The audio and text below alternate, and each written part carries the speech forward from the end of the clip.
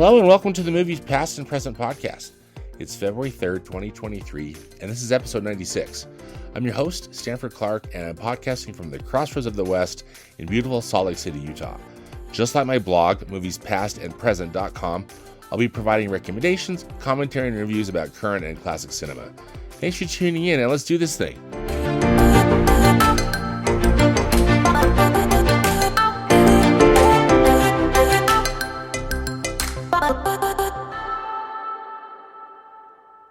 New in theaters this weekend are two movies. They opened up today on Friday, February 3rd.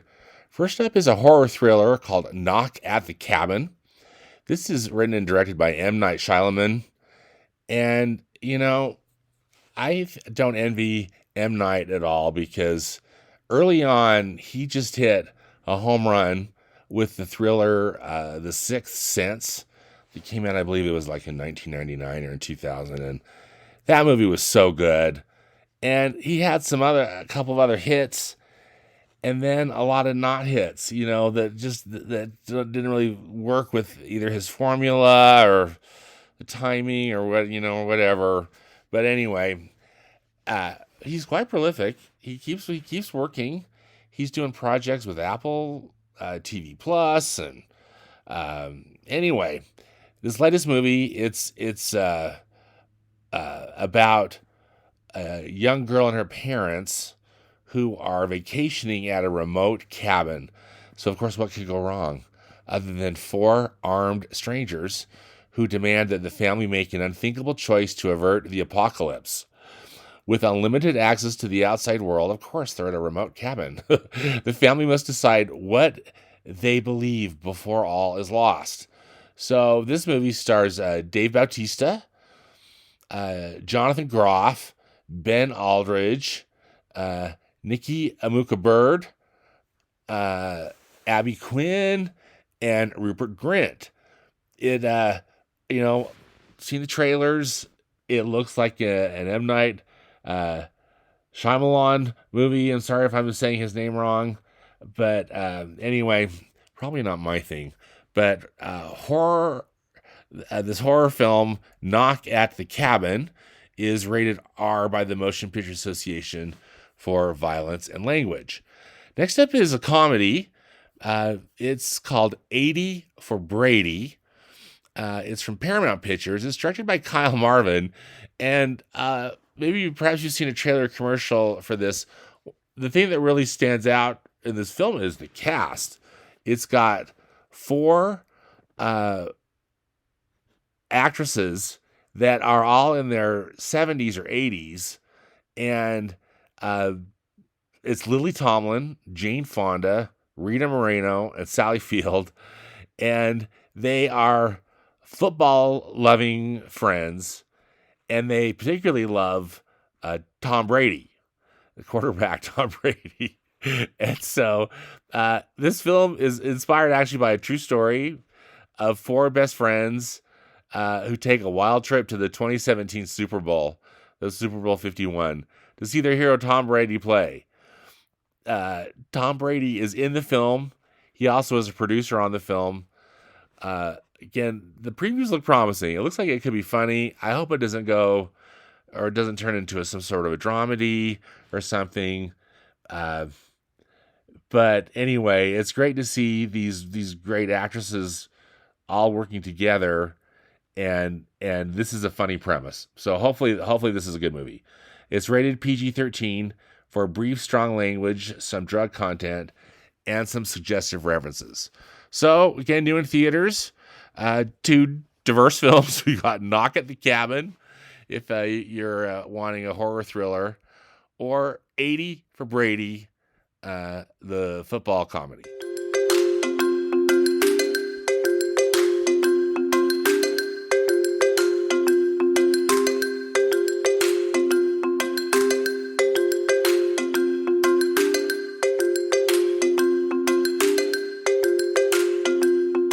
For Classic Cinema Corner, I've got a couple things. First up, the great film Groundhog Day. It's celebrating its 30th anniversary. It's on the big screen Sunday, February 5th. Sorry, it's not a lot of notice. It actually played in theaters last night on Groundhog Day. This is part of the Fathom Events Classic series, and it's such a it's such a hilarious film. Bill Murray, plays this jaded weatherman who finds himself stuck in time, endlessly living February 2nd in Puxatawny, Pennsylvania, as he's covering this if Puxatawny feels he's a shadow or not. And Andy McDowell's in it. It's just it's a wonderful romantic comedy, and really just a terrific film. So happy 30th anniversary to Groundhog Day. And if you want a chance to see on the big film, or excuse me, on the big screen, go to fathomevents.com, and there'll be information. You can see the theater listing. Hopefully find a theater near you where it'll be playing. Of course, it's also available on DVD, Blu-ray, and I don't know if it's necessarily playing on a streaming service, but I think there'd be a way you could rent it somewhere if you wanted to see it. But hopefully you'll enjoy that. Now, one of the things with this Big Screen Classic series, in years past, it's been sponsored by Turner Classic Movies, and then in conjunction with Fathom Events, but it's been branded as a Turner Classic Movies or a TCM event. And then TCM has also provided. Typically, it's been their primetime host Ben Mankiewicz who provides some color commentary, at the beginning and the end of the film, like he does on the network.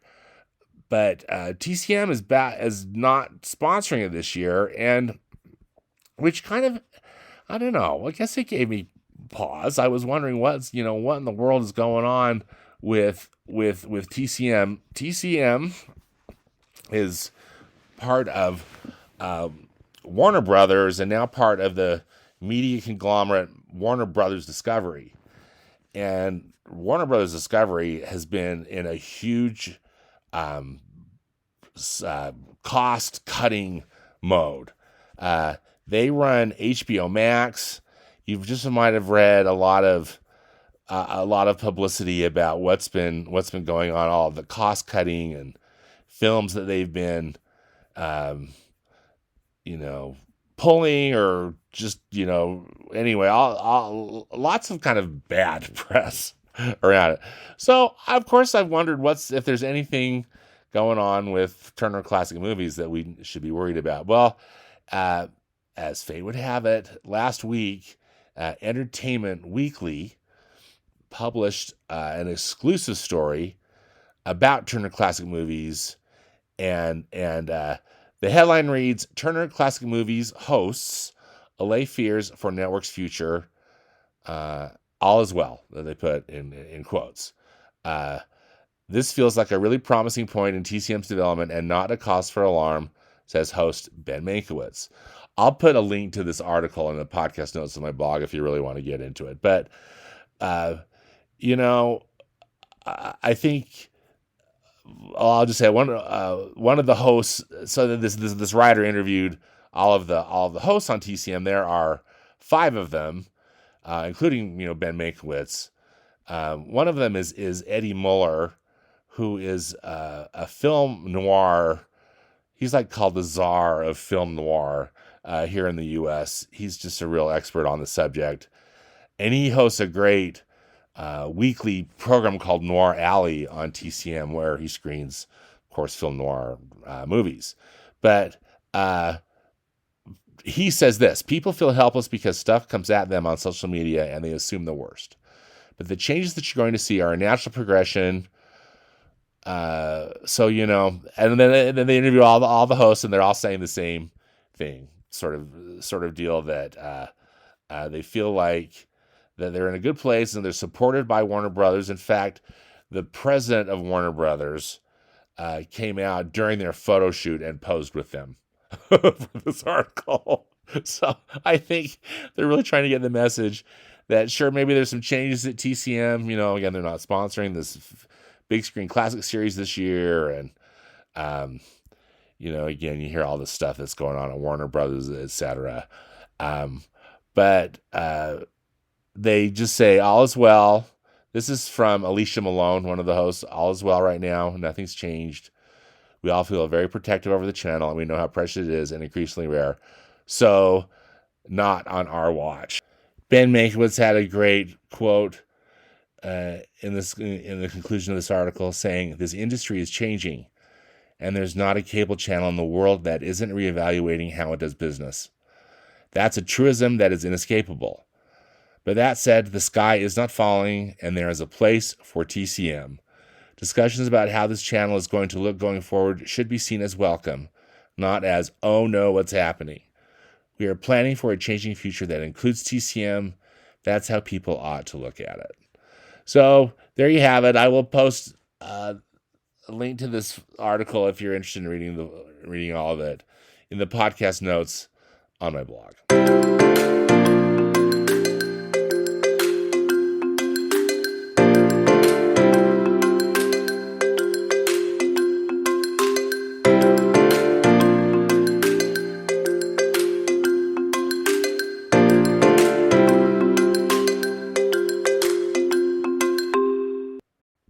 So I have just recently finished, actually finished it in December, but my 22 movie watching project.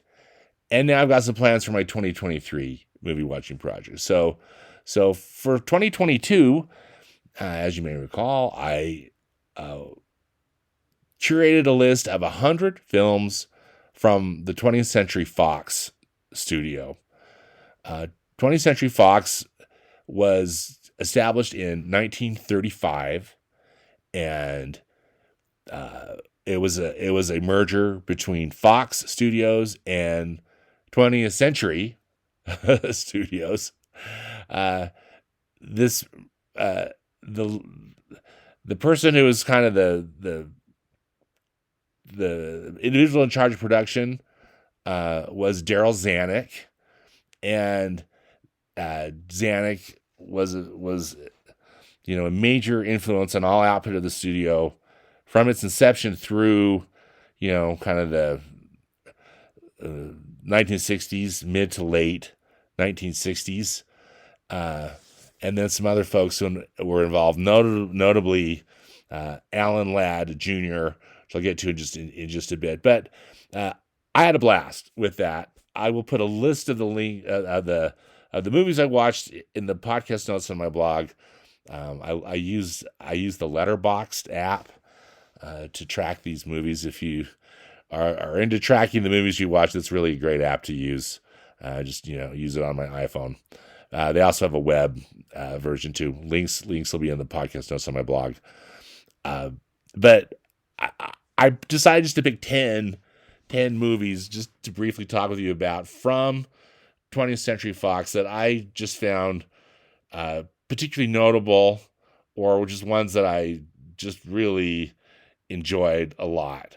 So first up is a 1940s, actually it's from 1940, the year 1940, musical that is called Down Argentine Way. And one of the major stars at 20th Century Fox was the blonde bombshell actress Betty Grable. So Betty Grable, I think, was one of the most popular stars of the era, and particularly one of the most popular stars for the studio. And anyway, this musical is just easy breezy fun, and I just had a blast watching it. It stars Donna Michi as well. Also, Carmen Miranda is in it. You might know her as the woman that has the big fruit basket hat and the big platform shoes. Charlotte Greenwood is in it, who's in a lot of these different these musicals of the era.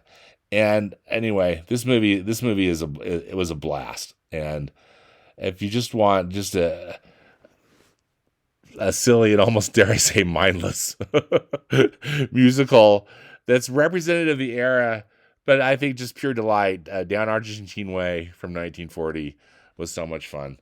Uh, Next movie that I picked was the classic film noir thriller Laura, and I had seen Laura before, but just loved rewatching it within this context.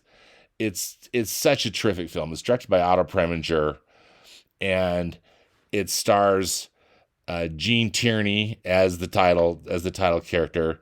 Dana Andrews is a detective who's trying to figure out what's going on, and Clifton Webb and Vincent Price are also in it. But the plot is when we are brought in with Dana Andrews, they're investigating a murder. Laura supposedly has been murdered, but was she really? Anyway, highly recommend watching Laura. It's a great film noir, just so stylish. These actors, they're just I mean, they're movie stars, Gene Tierney is so lovely. Dana Andrews is such a good actor. Clifton Webb is just excellent in this role. So fun to see Vincent Price early on in his career too. So definitely want to check out Laura.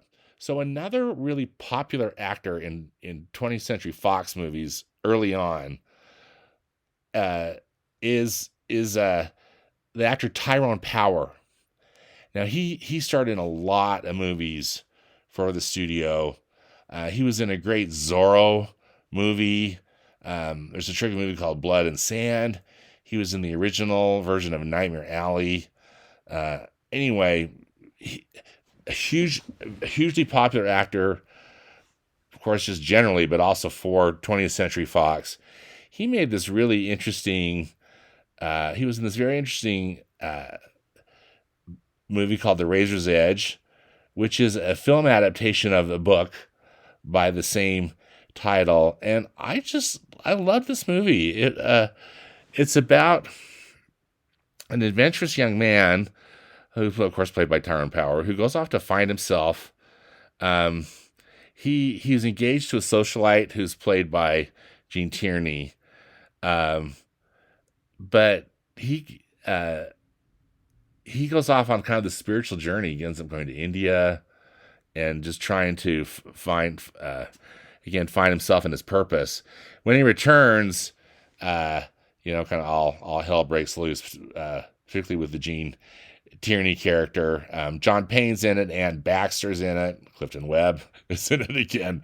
But it's again, I really enjoyed it, and I can see why Tyrone Power was so popular. I thought he was very good in this film, and he's just a versatile, just a good actor. So really enjoyed The Razor's Edge from 1946. My next pick is just really one of the all-time best films from 20th Century Fox. It's All About Eve from 1950, directed by Joseph Mankiewicz, who, if I'm not mistaken, is the uncle of Ben Mankiewicz, who is the host on TCM.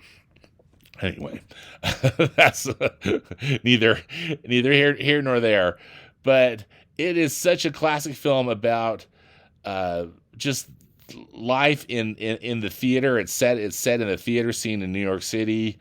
Betty Davis plays an aging Broadway actress who is getting stalked by this young girl named Eve, who seems just eager to learn, but has other things in mind. I just absolutely love this film. Can't get enough of it. Betty Davis' performance is stunning, but everybody's good in this movie. Even Marilyn Monroe, she has a bit part in it too. So highly recommend All About Eve. Speaking of Marilyn Monroe, she made one of the great musicals from the studio too. Again, or just a very popular film generally. It's Gentlemen Prefer Blondes. In fact, I'd probably say this is a very iconic film. Marilyn Monroe stars with Jane Russell, and they are showgirls. They have like a little cabaret set that they do, but they are particularly the Marilyn Monroe character. She just wants a rich husband. Uh, the Jane Russell character is a little more sanguine about it, but um, this film, it's based on a Broadway show. I think that it got heavily modified for film, but uh, Marilyn Monroe's character um, does that very famous "Diamonds Are a Girl's Best Friend" musical number. She's in that pink dress, and all the dudes are in tuxedos. Uh, Madonna did an homage to that in one of her music videos back in the day. I believe it was her Material Girl video. But anyway, this movie is so funny and so much fun. Marilyn Monroe, I just thought was just an absolutely excellent comedian. And Jane Russell's performance is just fearless. She's just such a take no prisoners type of person. And I'd watch Gentlemen Prefer Blondes any day of the week. So super fun. The next one I would choose is The Longest Day. And this is a war movie. It came out in 1962. When I earlier mentioned about Daryl Zanuck, who was in charge of production at Fox, this was a very important film to him, and it's a remarkable story. This is a retelling of the D-Day, the Allied invasion that happened on June 6, 1944, and it is got this all-star cast, but not many of these people are in the film for a particularly long amount of time, but it's so fantastic. There's Eddie Albert, Paul Anka, John Wayne, Richard Burton, Red Buttons, Sean Connery. I mean, the list goes on. Fabian. The list just goes on and on about all the actors that have a role in this movie. But I think it's one of the finest World War II movies ever made, and just really excellent. Okay, just a few more. We're at number 7. For my number 7 pick from the studio, I picked The Sound of Music from 1965. This is just one of the most popular movies ever made. It's also, I think, one of the finest musicals ever made. The location shooting in Austria is stunning. Julie Andrews and Christopher Plummer are terrific. So is Eleanor Parker as the Baroness, and just such the charming child actors they put in it, and then the Rodgers and Hammerstein music that you just can't beat. It's so optimistic. It's so wonderful. I just adore The Sound of Music. Number 8 for me is Butch Cassidy and the Sundance Kid, which is from 1969. This was really kind of a deconstructionist Western. It's directed by George Roy Hill. Again, absolutely excellent. Starring Paul Newman as Butch Cassidy, Robert Redford as the Sundance Kid, Catherine Ross is in it, and music is by Burt Bacharach. It actually plays a big part, but it talks about Butch Cassidy, how they end up going to South America, since they just were getting relentlessly chased by law enforcement, and they hope that they can evade their pursuers once and for all there, and also change their lives. But anyway, I think if you've seen it, you know how it ends. But still, this movie is just it's fantastic. Number 9 is the original Star Wars in 1977. This, I think George Lucas was having a hard time getting this movie sold to a studio, and Alan Ladd Jr., who was head at the time, believed in it, believed in George Lucas, and holy smokes, look what it started, and Star Wars content still continues to be created today, but it was all because of just the success and the wonder of that 1977 film, which is so good. Again, the studio created just so many wonderful films and comedies and dramas. So it's kind of hard to pick, but the last one I'm just throwing on the list because there could have been many others, but this one was memorable and it was so much fun to rewatch. Was 9 to 5, the 1980 comedy is directed by Colin Higgins, and it's about three women that work at a corporation for a boss who's an absolute pig, and he takes advantage of them, and finally the three of them have it, and with certain circumstances they imprison him in a house, and then continue to run the company. In fact, they not only run the company, they improve it dramatically, and they're so funny. So it stars Lily Tomlin and Jane Fonda, who they've been buddies for a long time. Those two, and then Dolly Parton is in it. Dolly Parton memorably sang the title song for it too. I think she wrote it. But anyway, this movie is an absolute kick. I think actually it's still quite applicable today, even though there's all these things trying to change and improve the workplace. But these three are such a winning trio, and Dabney Coleman plays the horrible boss, and it's great movie. So great movies from 20th Century Fox. I had a blast last year with this rewatch. 20th Century Fox was sold to the Walt Disney Company. So I should say the movie studio portion of 20th Century Fox.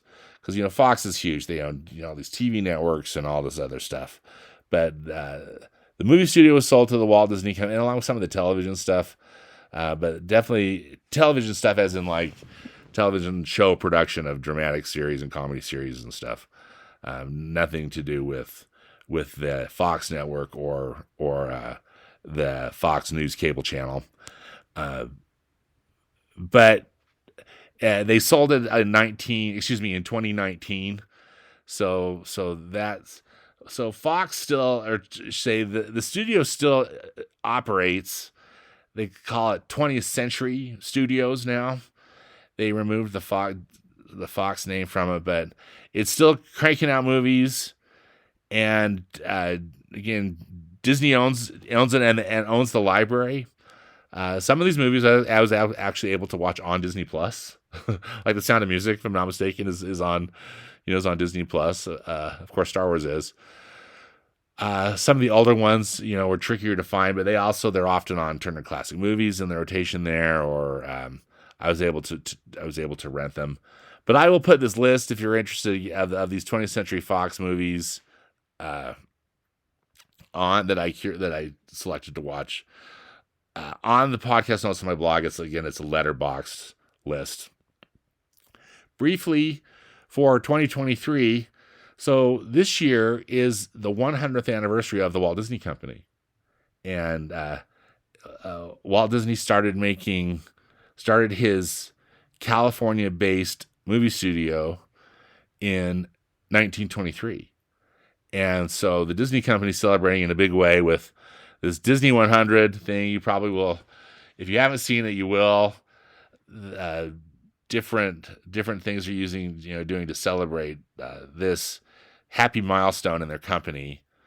And so I've again curated a list of 100 Disney films that I love that I'm gonna watch throughout the year, and they run the gamut from animated films to films from Disney's Touchstone Pictures brand that they used in the 80s and the 90s for more grown-up oriented themed films, but then also in these last few years, Disney owns Marvel Studios and Lucasfilm, makers of Star Wars movies, etc. So I've added some of those in as well, and of course, Disney runs or owns Pixar Animation Studios, as well as their very successful Walt Disney Animation Studios. That's been running. It's also technically celebrating its 100th anniversary too. So I will put a list.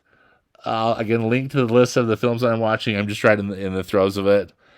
This week I've watched Bambi, the wonderful animated feature, and Saludos Amigos, which is another animated feature, but one that I really enjoy. So anyway, I think this is going to be fun, and please, if you're interested, follow along or let me know which of these movies you like, or if there's some that you think I should include or not include on the list. So thanks for listening to these movie watching project updates.